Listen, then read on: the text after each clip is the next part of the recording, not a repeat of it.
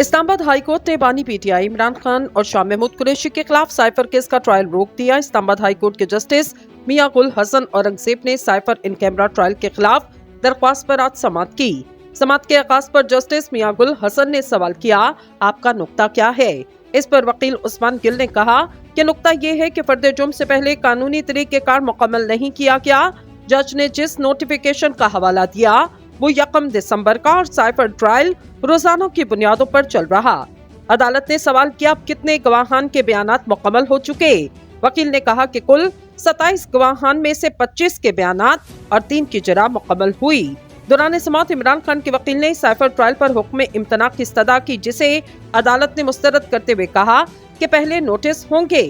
अदालत ने cipher case में फर्द जुर्म आयद करने के खिलाफ दरख्वास्त पर विफाक को नोटिस जारी किया और इमरान खान के वकील को हिदायत की कि आइंदा समाअत पर साइफर ट्रायल से मुतालिक तमाम जरूरी दस्तावेजात जमा करवाई जाएं।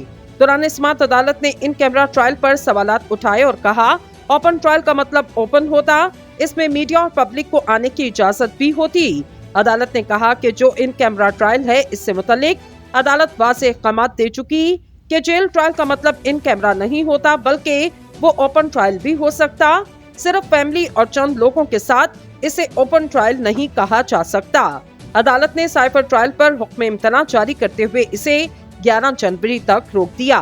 अदालत ने कहा, इस केस में गवाहान के बयानात कलमबंद हुए और इस पर कानूनी सवालात जिसका अदालत 11 जनवरी को जायजा लेगी।